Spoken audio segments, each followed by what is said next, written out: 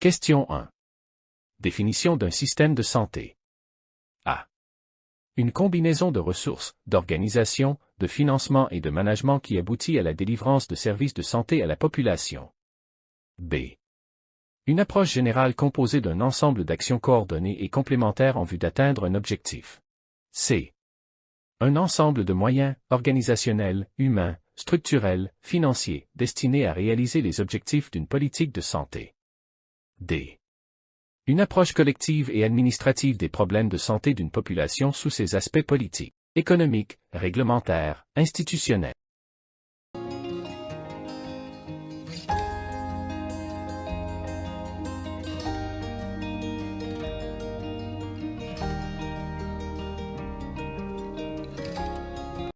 A. La réponse. Une combinaison de ressources, d'organisation, de financement et de management qui aboutit à la délivrance de services de santé à la population.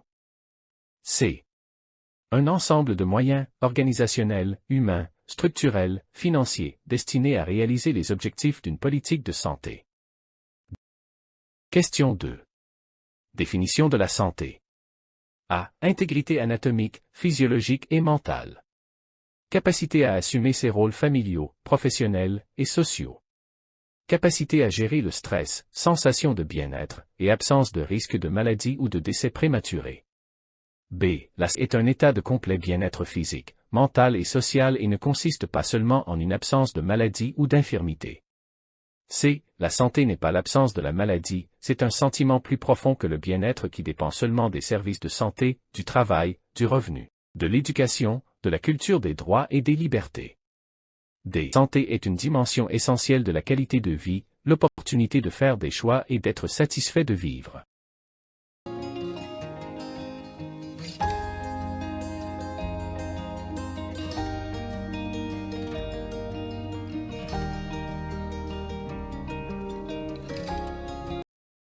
La réponse.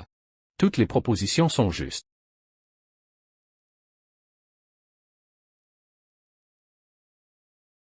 Question 3.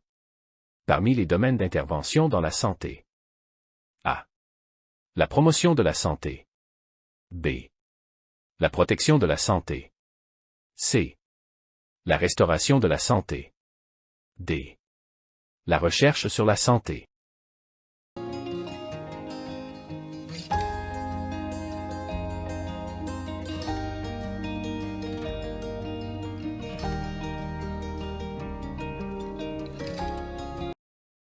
La réponse. Toutes les propositions sont justes.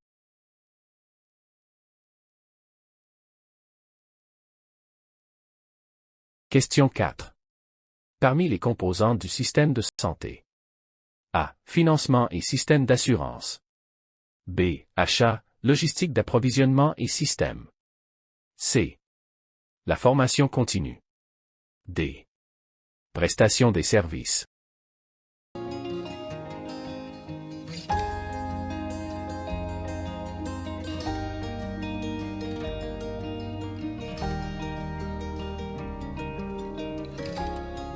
A. Financement et système d'assurance.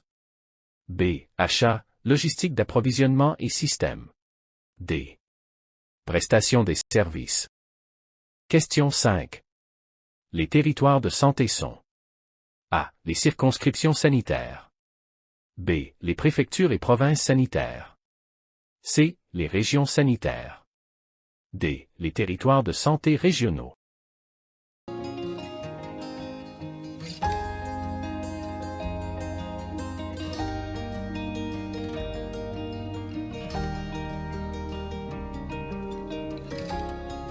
A. Les circonscriptions sanitaires.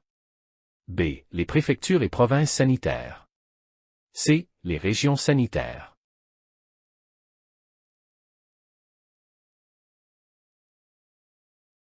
Question 6. Les outils courants utilisés pour l'identification des problèmes sont. A. Le focus group. B. L'arbre à problème. C. La méthode COP quoi, qui, où, quand, comment, pourquoi. D. Aucune proposition n'est juste.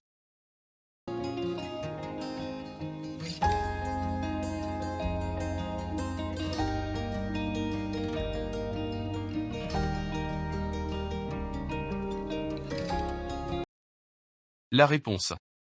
A. Le focus group. C. La méthode COP quoi, qui, où, quand, comment, pourquoi.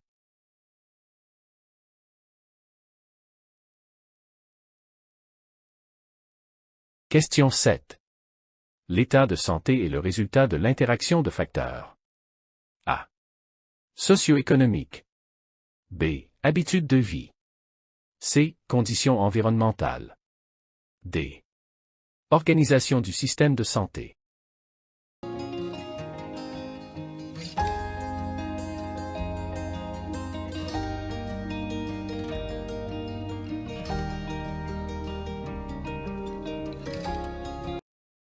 La réponse. Toutes les propositions sont justes.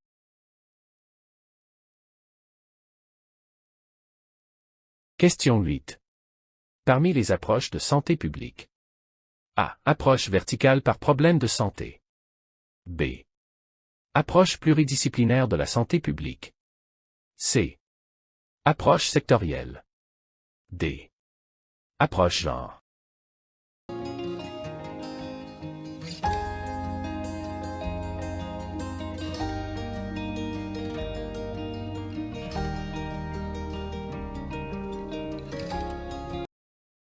La réponse. A. Approche verticale par problème de santé. B. Approche pluridisciplinaire de la santé publique. D. Approche genre.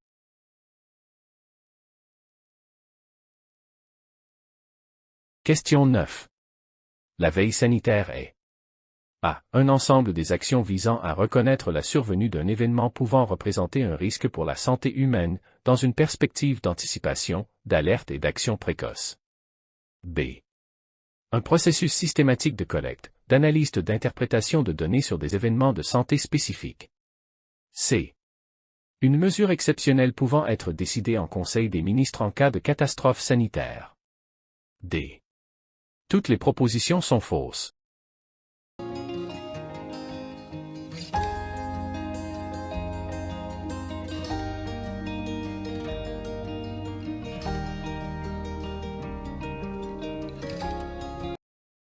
La réponse. A. Un ensemble des actions visant à reconnaître la survenue d'un événement pouvant représenter un risque pour la santé humaine, dans une perspective d'anticipation, d'alerte et d'action précoce.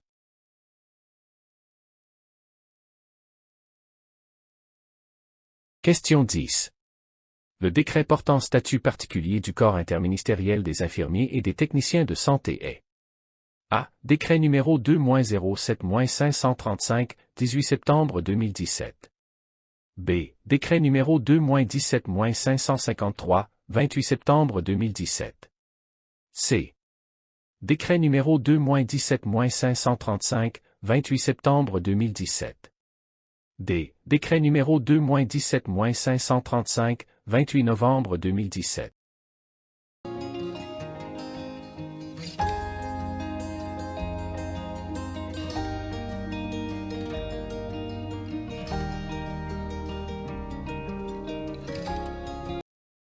La réponse.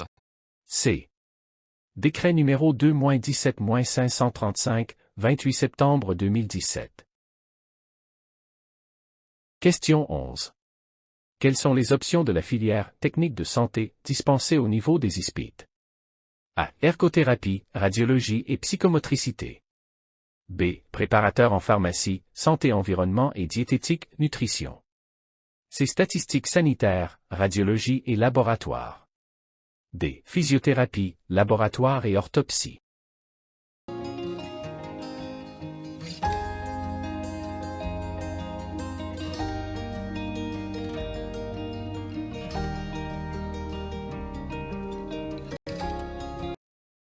La réponse. B. Préparateur en pharmacie, santé environnement et diététique, nutrition. C. Statistiques sanitaires, radiologie et laboratoire.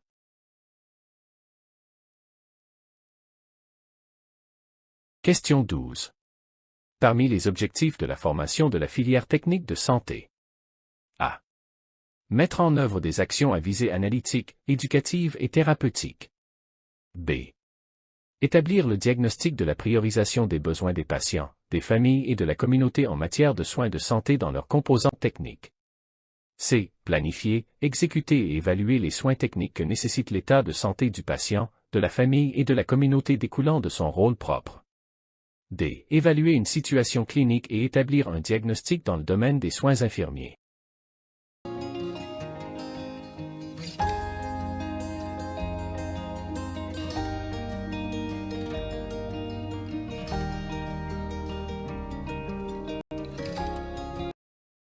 La réponse. B. Établir le diagnostic de la priorisation des besoins des patients, des familles et de la communauté en matière de soins de santé dans leurs composantes techniques. C. Planifier, exécuter et évaluer les soins techniques que nécessite l'état de santé du patient, de la famille et de la communauté découlant de son rôle propre. Question 13. Parmi les dimensions de la qualité. A. Les compétences professionnelles. B. Les relations personnelles. C. La continuité. D. L'innocuité.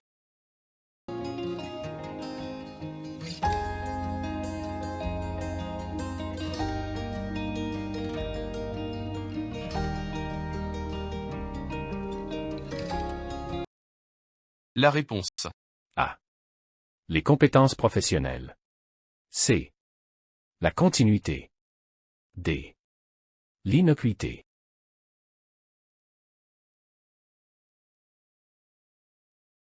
Question 14. Parmi les principales composantes de l'assurance qualité. A. Le contrôle systématique et obligatoire de la qualité. B. Le partenariat et la loyauté. C. L'amélioration continue de la qualité. D. Toutes les propositions sont justes.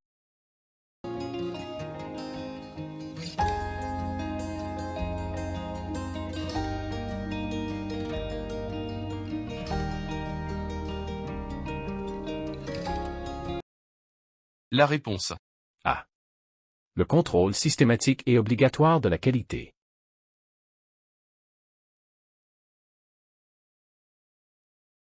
Question 15. Parmi les principes fondamentaux d'une démarche qualité, on trouve A. Un engagement des leaderships. B. Une attention centrée sur la prestation de soins. C. Des indicateurs d'activité et de qualité bien définis.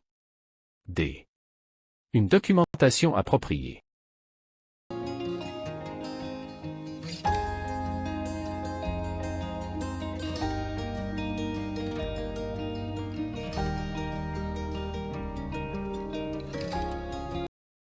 La réponse.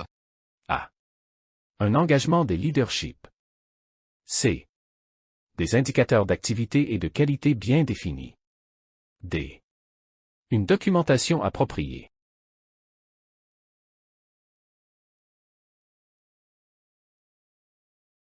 Question 16. Parmi les qualités clés d'un leader. A. Une vision partagée. B. Une exemplarité. C. Une réflexion dans l'action. D. Une appréciation des membres du groupe.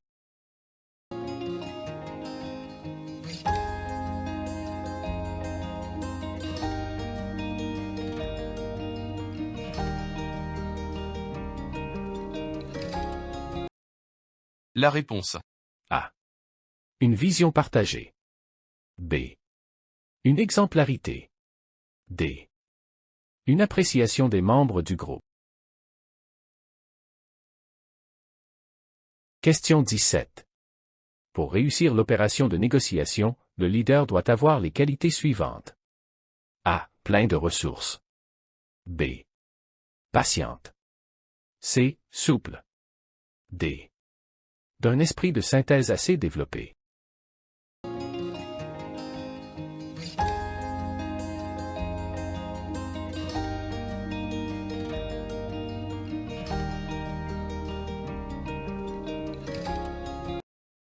La réponse. A. Plein de ressources. B. Patiente. D. D'un esprit de synthèse assez développé.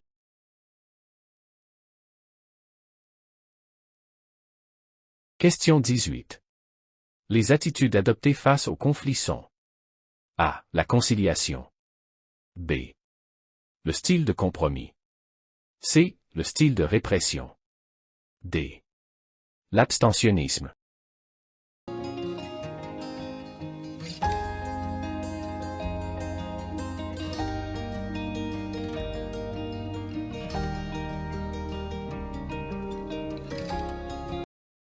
La réponse. A. La conciliation. B. Le style de compromis. D. L'abstentionnisme.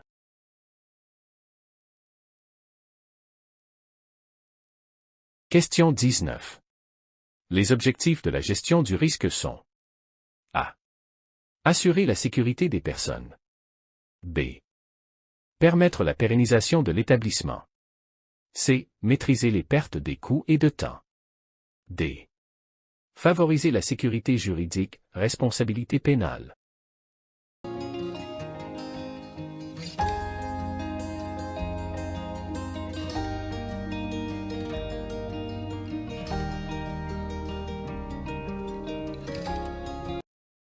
La réponse. Toutes les propositions sont justes.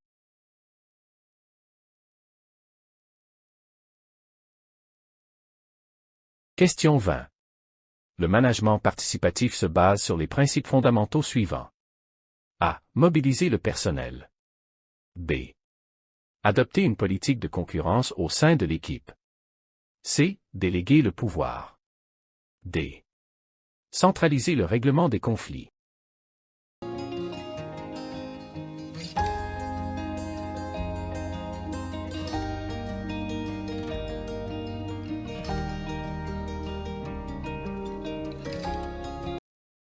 La réponse. A. Mobiliser le personnel. C. Déléguer le pouvoir.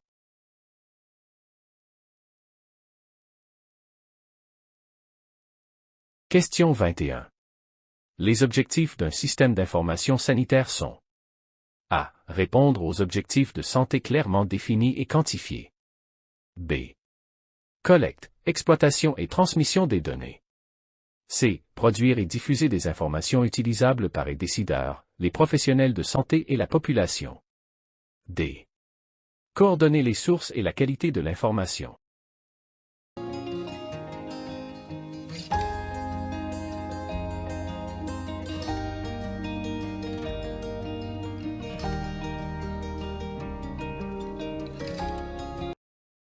La réponse. B. Collecte, exploitation et transmission des données. C. Produire et diffuser des informations utilisables par les décideurs, les professionnels de santé et la population. D. Coordonner les sources et la qualité de l'information.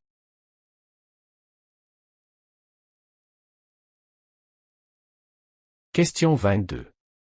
La fiche de poste constitue un outil de base en gestion des ressources humaines, elle permet de A. Planifier le nombre des effectifs requis. B. Identifier les besoins en formation. C. Décrire le poste de travail. D. Réorganiser le travail.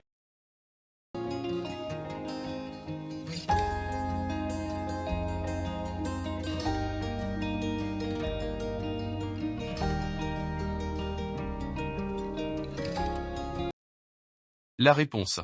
Toutes les propositions sont justes.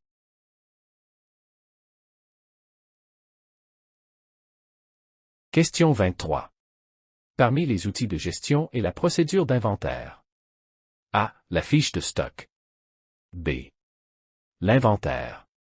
C. Le bon de commande. D. Le bon de livraison.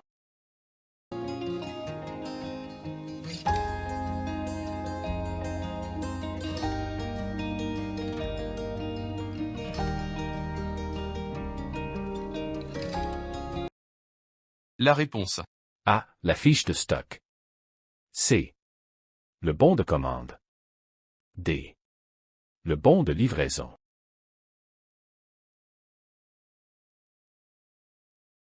Question 24. Les fonctions du tableau de bord sont A. Informer sur l'évolution et les tendances des performances. B. Afficher les écarts et les tendances. C. Suivre les réalisations afin de corriger les écarts constatés. D. Prendre des décisions et faire prendre des décisions.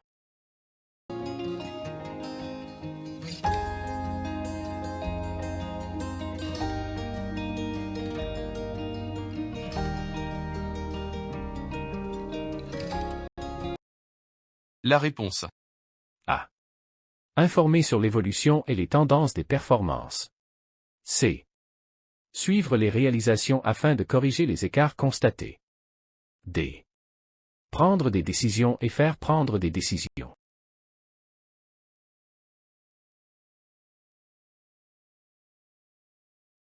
Question 25.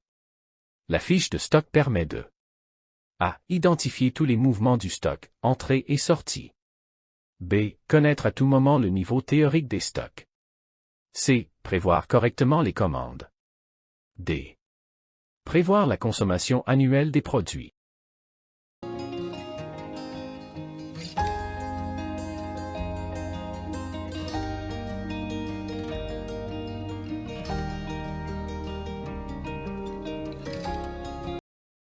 La réponse. A. Identifier tous les mouvements du stock, entrée et sortie. B. Connaître à tout moment le niveau théorique des stocks. C. Prévoir correctement les commandes.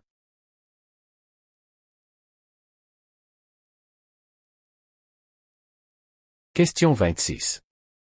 Parmi les objectifs de la supervision. A. Identifier à temps les problèmes et les dysfonctionnements.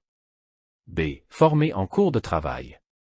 C. Sensibiliser sur les anomalies constatées. D. S'assurer de l'exécution effective des directives.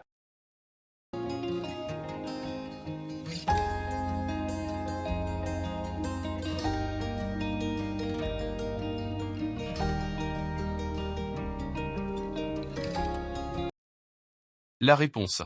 A. Identifier à temps les problèmes et les dysfonctionnements. B. Former en cours de travail. D. S'assurer de l'exécution effective des directives.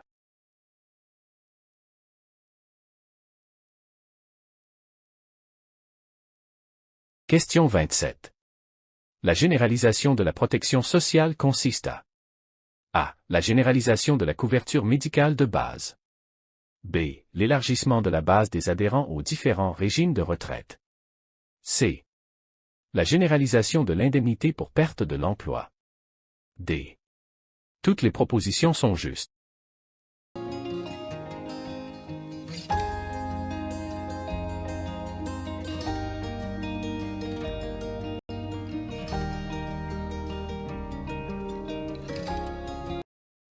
La réponse. D. Toutes les propositions sont justes.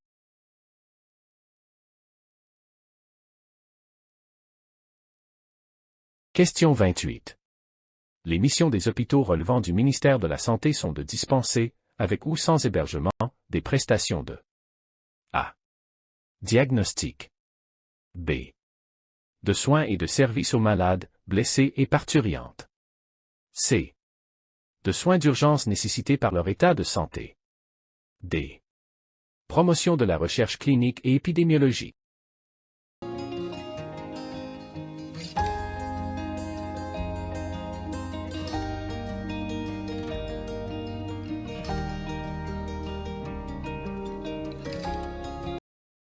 La réponse.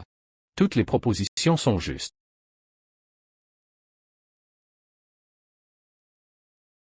Question 29.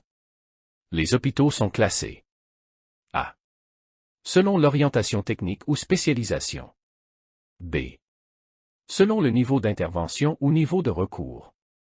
C. Selon le mode de gestion ou statut. D. Selon le mode de couverture sanitaire.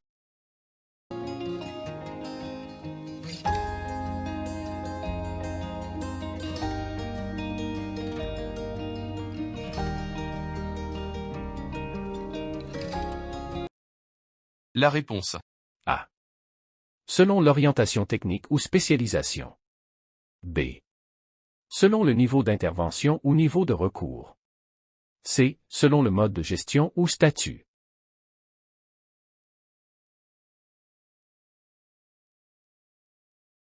Question 30. Le réseau coordonné des soins est une organisation. A. Horizontale non hiérarchisée de la prise en charge des patients. B. Horizontale hiérarchisée de la prise en charge des patients. C. Verticale pluridisciplinaire de la prise en charge des patients. D. Aucune proposition n'est juste.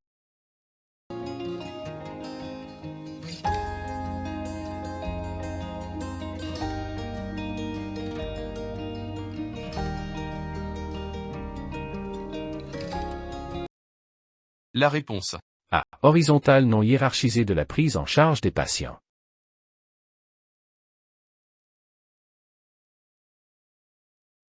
Question 31. Le réseau des établissements de soins de santé primaire comprend des structures spécialisées d'appui, à savoir A. Le Centre de référence pour la santé reproductive, CRSR. B. Le Centre de diagnostic et de traitement des maladies respiratoires, CDTMR. C. Les laboratoires de santé publique, laboratoires de diagnostic épidémiologique et d'hygiène du milieu. D. Les centres d'addictologie.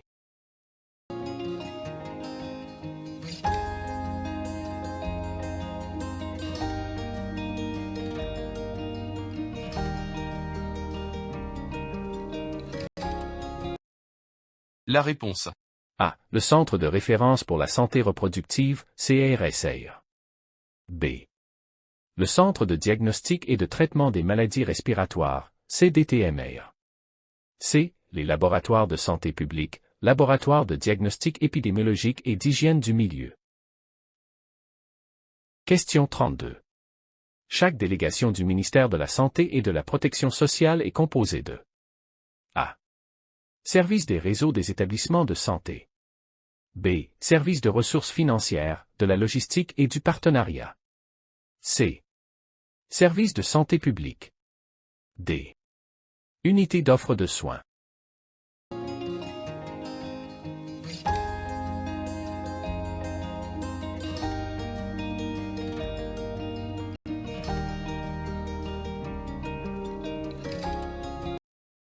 La réponse.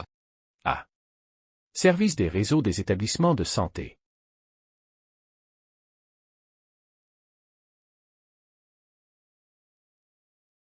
Question 33.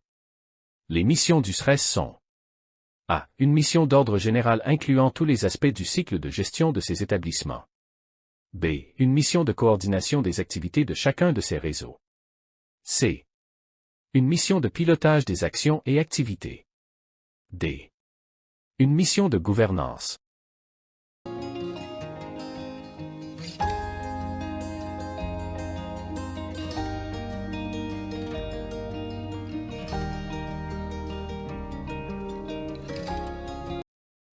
La réponse. A. Une mission d'ordre général incluant tous les aspects du cycle de gestion de ces établissements. B. Une mission de coordination des activités de chacun de ces réseaux.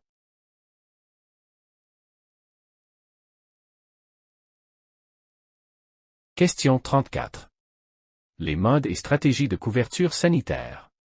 A. Stratégie fixe. B. Stratégie mobile. C. Caravane médicale. D. Campagne nationale en.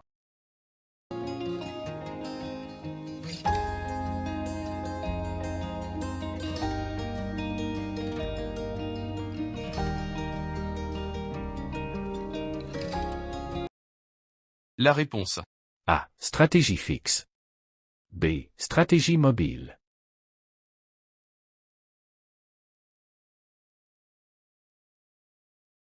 Question 35. La filière de soins est A. Un outil de promotion de la qualité des soins. B. Un préalable à la mise en place des protocoles thérapeutiques. C. Un outil de facilitation de l'accès aux soins. D. Un outil de gestion de soins.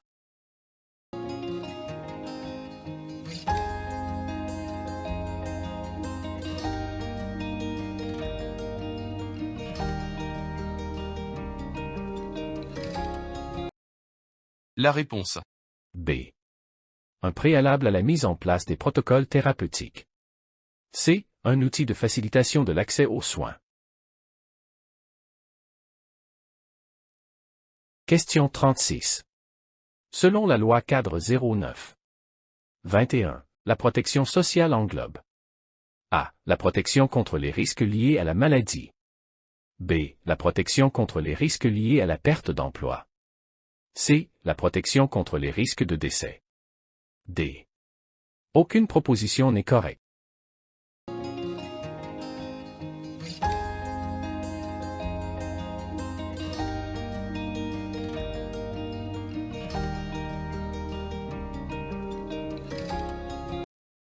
La réponse.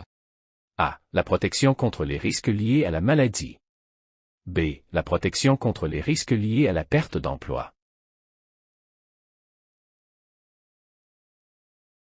Question 37. Parmi les fondements de la loi cadre septembre 2021 relative à la protection sociale. A. L'augmentation du taux d'intégration des PSH dans la fonction publique. B. La généralisation des allocations familiales, 9 millions d'enfants en âge de scolarité. C.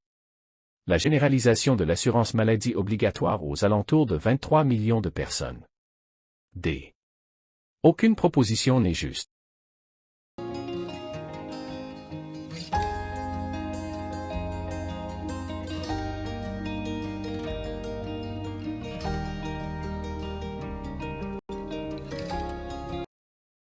La réponse. D. Aucune proposition n'est juste.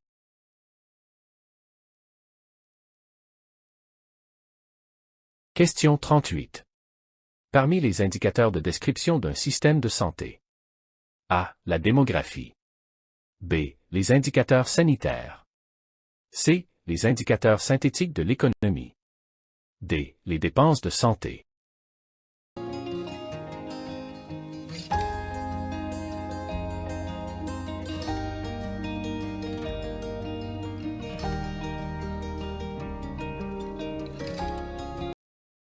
La réponse. Toutes les propositions sont justes.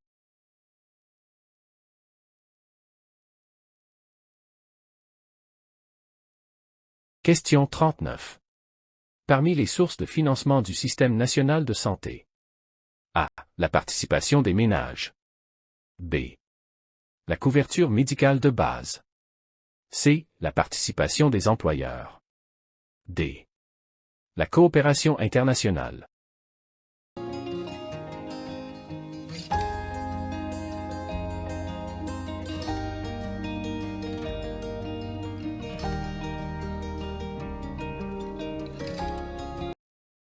La réponse. Toutes les propositions sont justes.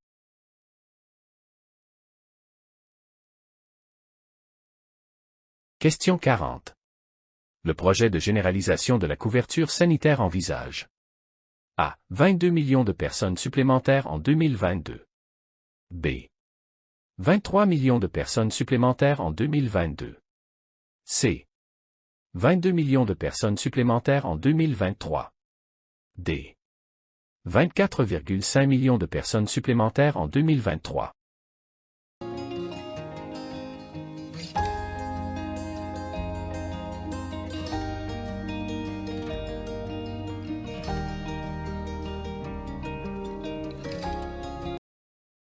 La réponse. A. 22 millions de personnes supplémentaires en 2022.